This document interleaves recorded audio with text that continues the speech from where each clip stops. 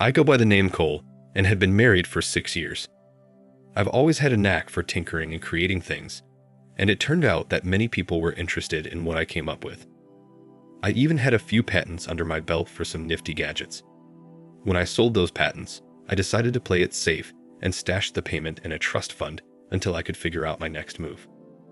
Back when I was 22, I had just finished my 3-year stint in the Army as a medical equipment repair technician. It was during my time in the service that I discovered my love for working with and fixing equipment. So, during the day, I landed a job repairing bakery equipment at a wholesale bakery. And at night, I was hitting the books, pursuing my degree in electrical engineering. On top of all that, I was casually dating some ladies from my high school days and a few I met after leaving the Army. One Friday night, I found myself at a local lounge, nursing a beer and taking in the scene. As luck would have it, I spotted one of my coworkers sitting in a booth with a couple other ladies. Since the bar was packed, I mustered up the courage to ask if I could join them. After getting the green light from everyone, I settled into the booth and introduced myself to Joan, who then introduced me to her booth mates, Sandra and Carol. Sandra caught my eye right away, but Carol didn't quite click with me. It wasn't that I disliked her, we just didn't vibe. She wasn't mean or anything, we just didn't have that connection. Sandra kindly scooted over so I could sit next to her in the booth, and Joan and I caught up on our lives outside of work. I tried to strike up a conversation with Carol, but it seemed like we were speaking different languages. We just couldn't seem to find common ground. Sandra was completely focused as I tried my best to engage Carol in conversation. However, it became evident that my efforts were in vain. Sandra then requested that I move so she could use the restroom. Suddenly, I found myself alone in the booth as the ladies convened for a committee meeting. At least they entrusted me with the task of watching their purses. Once the meeting concluded, Joan returned and swiftly gathered her and Carol's belongings. She informed Sandra and me that Carol wasn't feeling well and she was taking her home. This left me alone with Sandra, creating an awkward atmosphere for a few moments. I asked her if she wanted to leave or if I should depart. She declined both options and expressed gratitude for my attempt to converse with Carol.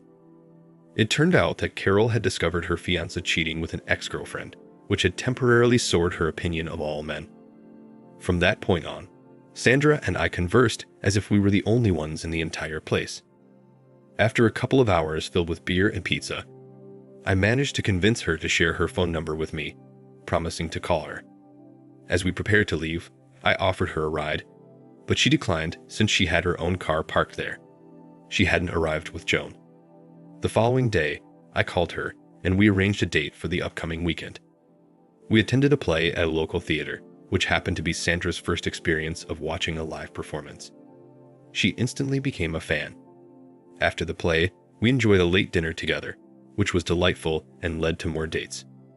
Eventually, we became exclusive and started dating until I completed my degree.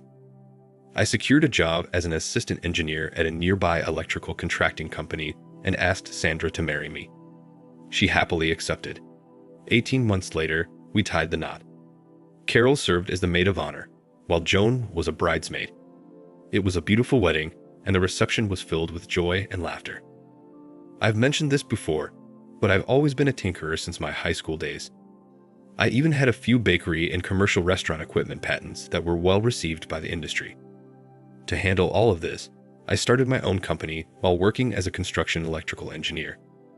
I made sure that all the money went into a company account, so I had something that was solely mine. Through the company, I managed to buy the house we were renting. Things were going really well for about 3 years.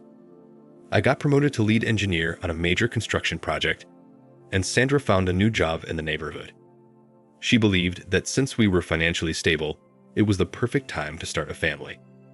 We tried everything to get her pregnant, but nothing seemed to work. After 2 years, we finally went to a specialist and discovered that due to an injury I had in the service, my sperm count was extremely low and the sperm I produced wasn't motile. Sandra became upset and our sex life came to a halt. It was like someone had flipped a switch. I tolerated it for about 7 months, but eventually I reached my breaking point. I sat down with her and said, "I'm moving out. It's clear that you no longer want any intimacy with me.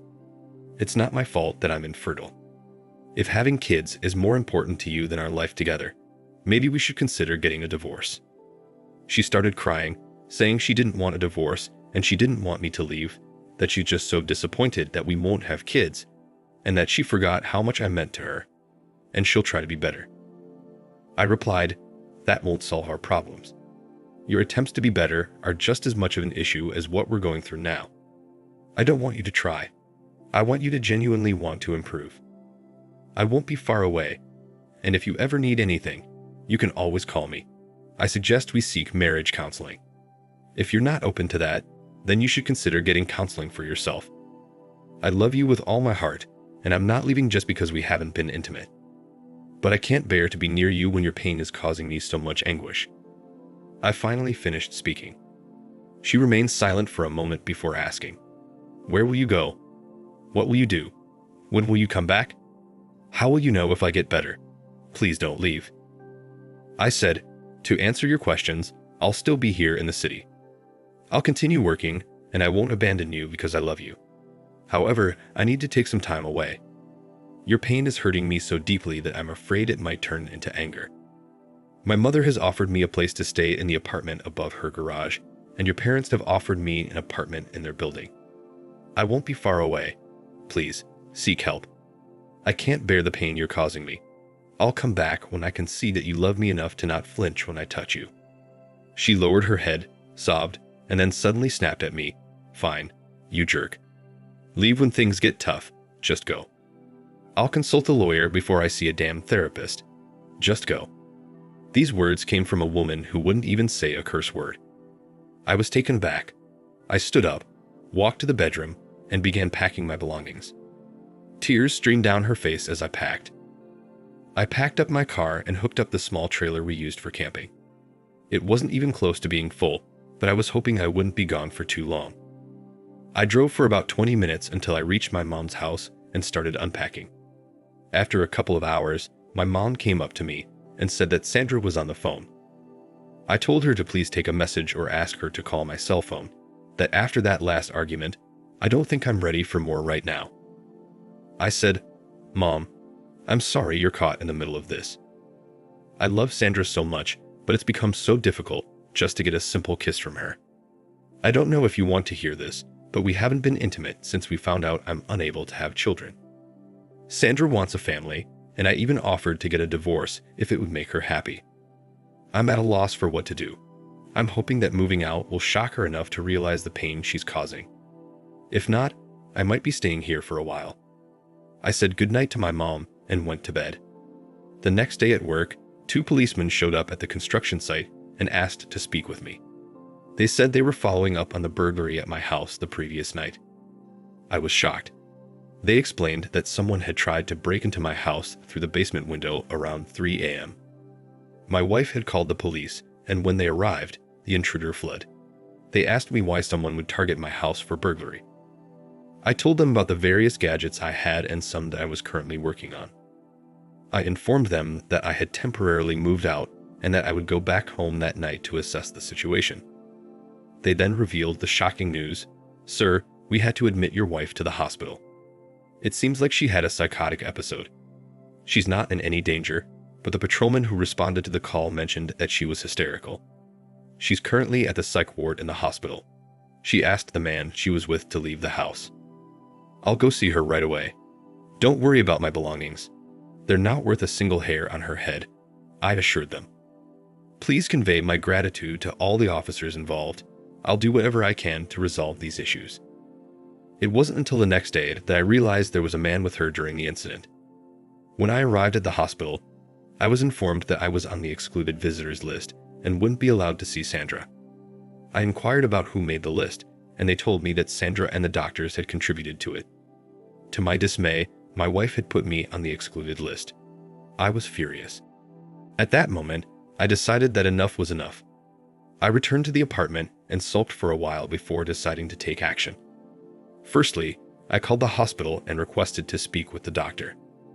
He promptly returned my call and informed me that I was also excluded from receiving any medical updates. This only fueled my anger further. Next, I contacted her parents and informed them about the situation. They expressed their disagreement with her actions and promised to keep me informed. I recounted the events of the past few days and explained how her behavior had led me to believe that moving out was the right decision. After letting Sandra's parents attend to their own matters, I dialed my mother's number. She had worked as a paralegal before retiring, so I sought her advice on finding a good divorce lawyer. I explained that Sandra had completely shut me out of her life, and perhaps my actions would compel her to seek help. I suggested that maybe through a divorce, she could have the children she seemed fixated on. Reluctantly, my mother provided me with the name of a lawyer. I thanked her and allowed her to return to her activities. I decided to take matters into my own hands and called the police to get a copy of the report from my insurance. They told me it would be ready in half an hour, but I had to go pick it up in person. Apparently, electronic transfer wasn't an option due to legal restrictions. When I got the report, something didn't add up. The broken window was only 6 inches high and 24 inches wide, making it impossible for anyone to fit through. On top of that, there were only small footprints around the window, possibly belonging to a female or a child. And to make things even stranger, there was another person in the house named John, who was dressed in a robe at 3:00 a.m. along with Sandra. The name John rang a bell, but I couldn't quite place where I had heard it before. According to the report, neither Sandra nor John saw who tried to break in, but Sandra was really upset about both their names being in the police report. Suddenly, it clicked. I remembered that John was a sales associate at her workplace, where I had met him once before. I also recalled that his wife was the owner of the company. What on earth was he doing in my house at such an odd hour? The next day, I called the lawyer, expecting a man, but it turned out to be a woman. I scheduled an appointment with her for later in the day. I then called my workplace and informed them that my assistant could handle everything while I took the rest of the week off as personal time. My boss immediately called back, insisting that I come to work right away. I relayed the urgency of the situation, and he granted me the time off.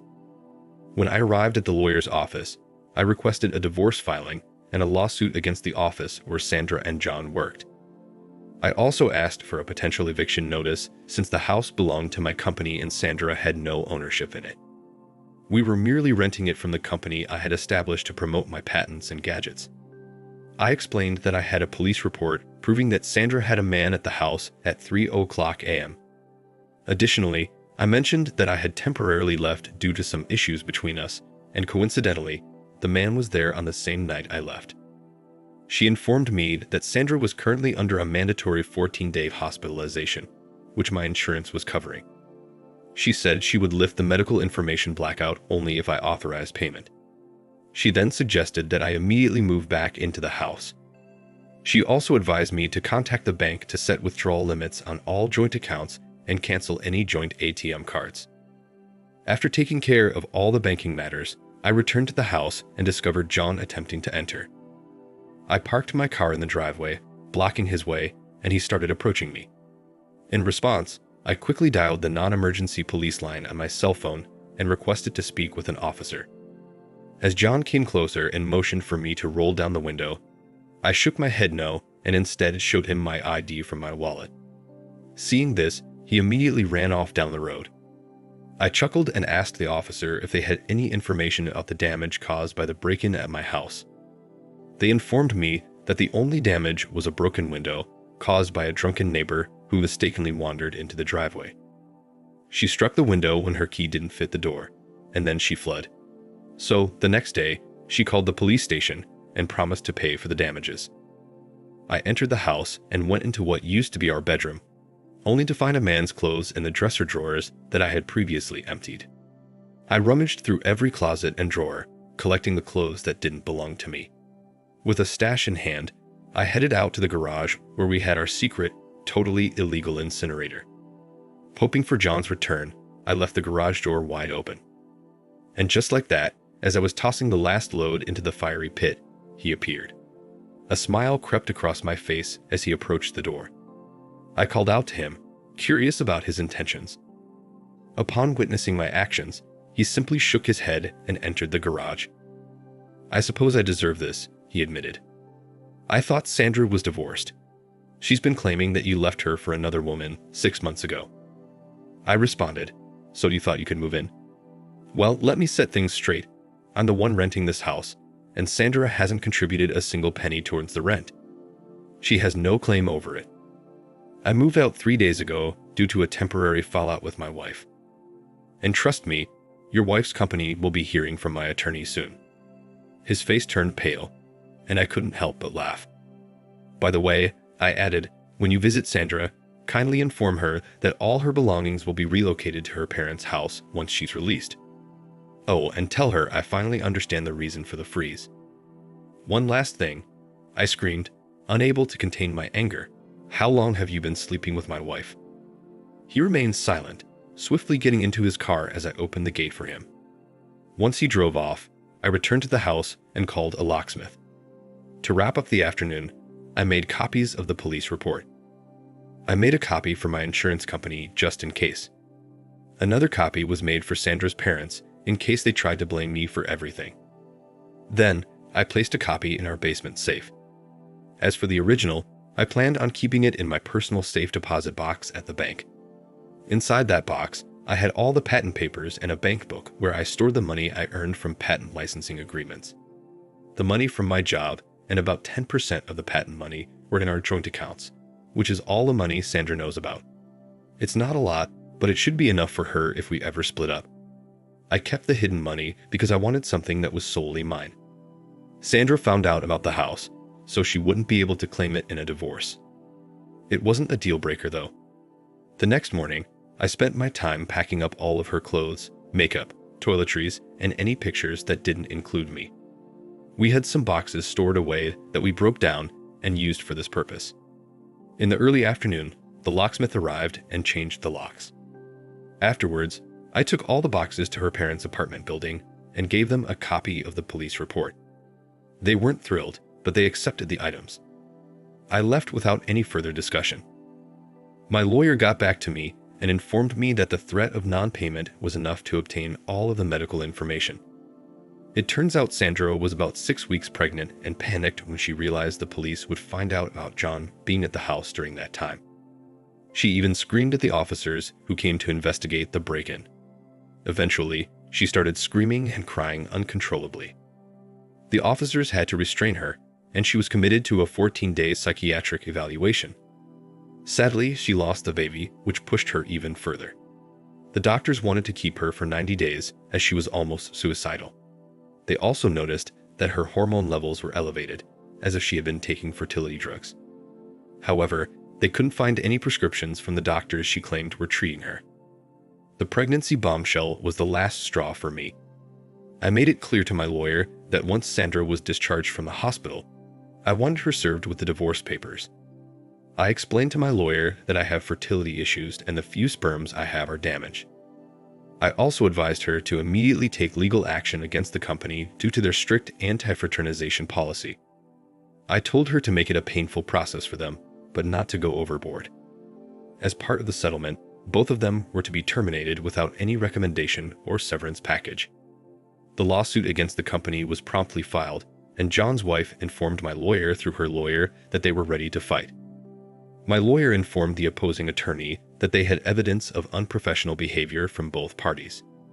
Although she didn't mention the pregnancy, she did bring up the police report of John being at the house at 3:00 a.m.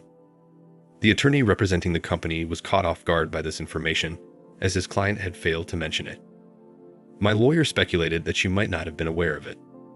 Upon hearing her name, the lawyer suggested a settlement. After the lawyers reconvened, a settlement was reached. I received a fair amount of money, and both John and Sandra were terminated from their positions. John's wife initiated divorce proceedings based on the police report. He had lied to her, claiming he was visiting a customer site that night to get an early start. I found out about this from one of Sandra's colleagues at the office. Sandra left the hospital before the commitment papers were filed. She was served with the divorce papers afterwards. She vanished, and I didn't hear from her for over a year. She did, however, sign and return the divorce papers, but she didn't ask for anything from the marriage, not even her entitled share. About 15 months later, she sent me a letter of apology. It came all the way from a little town in Montana. She didn't go into much detail about her life since the divorce. The letter was simply her way of saying sorry for the hurt she had caused me. Thank you for listening. Share and subscribe to the channel to listen to more stories. Take care.